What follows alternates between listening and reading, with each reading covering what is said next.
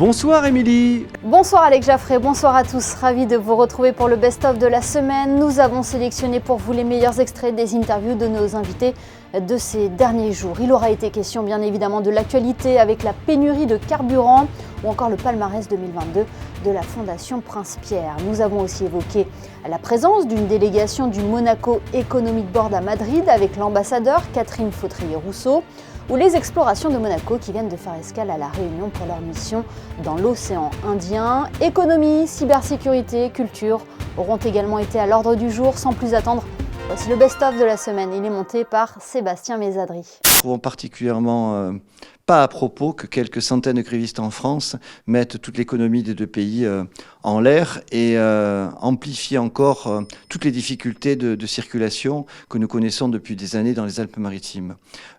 Chaque entreprise essaie de trouver des solutions. Heureusement, effectivement, il y a le télétravail qui a été mis en œuvre et qui permet à certains de rester chez eux. Mais malgré tout, nous ne pouvons pas travailler qu'en télétravail. Et puis, il y a certains secteurs d'activité où la présence physique est indispensable. Et nous nous adaptons pour l'instant, mais c'est vrai que ça rend de plus en plus compliqué et use nerveusement les salariés. Nous sommes beaucoup plus favorables à des primes que des augmentations généralisées. Il faut savoir que par rapport à la France, le salaire médian à Monaco est un tiers supérieur au salaire médian français. Bien sûr, il y a des coûts supplémentaires pour travailler sur la Côte d'Azur. Néanmoins, là encore, chacun doit prendre ses responsabilités. Le gouvernement prend les siennes et nous apprécions effectivement qu'il propose que les primes de maintien de pouvoir d'achat soient désocialisées afin effectivement de permettre aux entreprises plus facilement de les prendre en charge. Et c'est une bonne solution sur le court terme afin de préserver le pouvoir d'achat des salariés.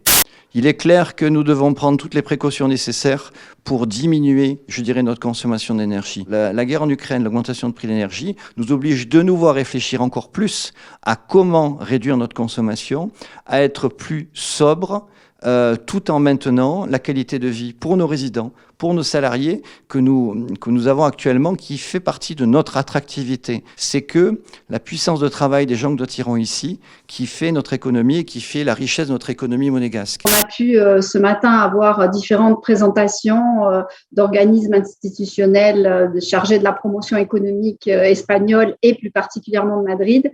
Et je crois que toutes les entreprises qui étaient présentes au cours de cette session d'exposé ont été très surprises justement de voir le dynamisme de la région de Madrid et la position de plus en plus importante que prend l'Espagne et sa capitale sur le marché européen et également comme porte d'entrée sur tout le continent latino-américain.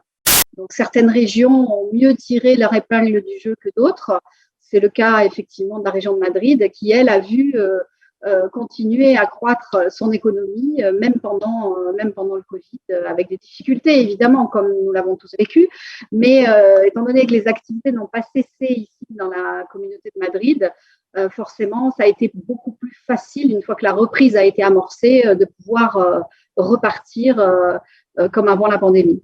Le prince Albert Ier a effectué toutes ses classes dans la marine espagnole, donc il a été décoré à plusieurs reprises. Et d'ailleurs, une délégation de l'Armada sera présente ce 19 novembre à Monaco pour défiler en son honneur.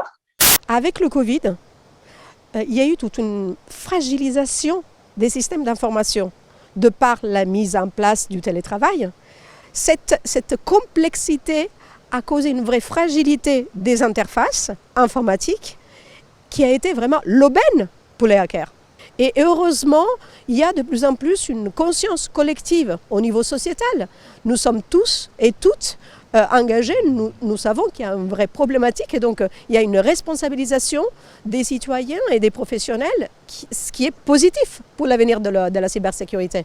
Nous sommes des spécialistes de l'océan hauturier, c'est-à-dire qu'on regarde tout ce qui se passe entre les îles d'une certaine manière.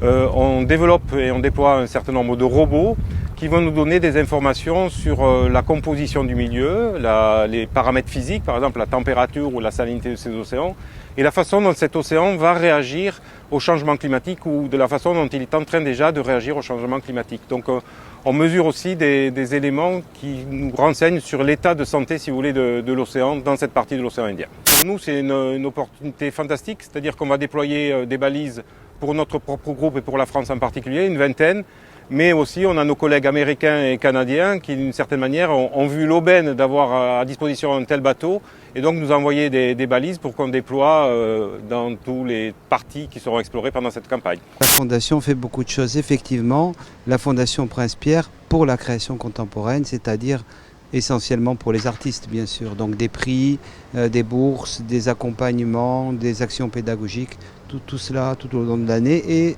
effectivement, mardi soir, à la salle Garnier, la proclamation des prix de cette année.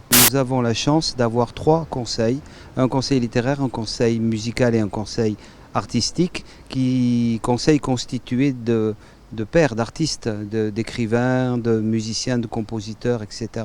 et d'artistes.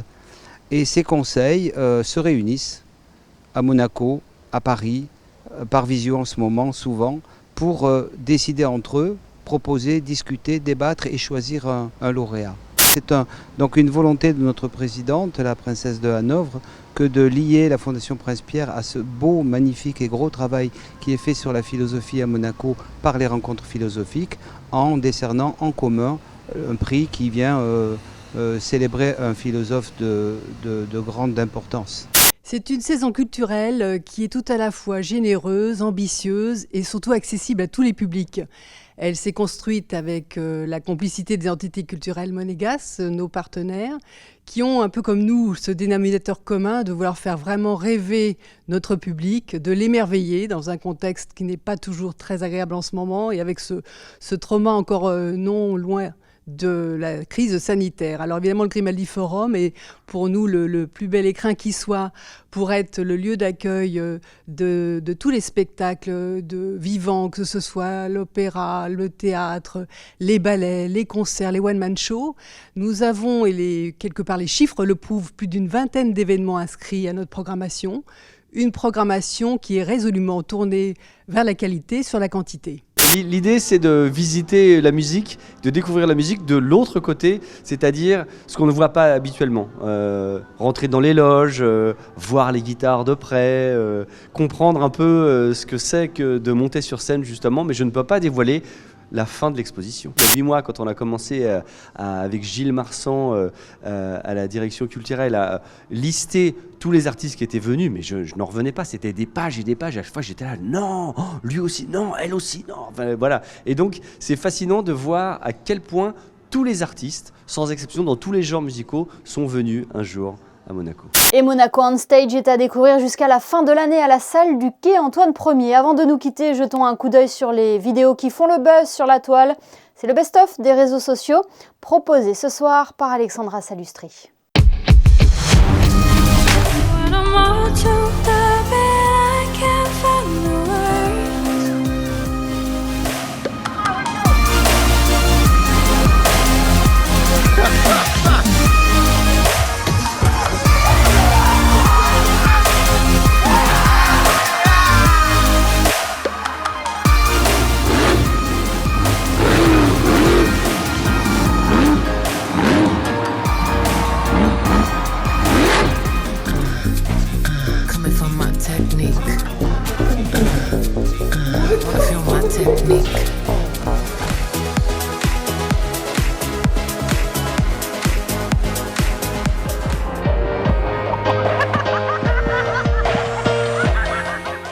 Et s'il ne réussit pas dans le sport, il a une voie toute tracée pour le cinéma. Le best-of est à présent terminé. Merci de nous avoir suivis.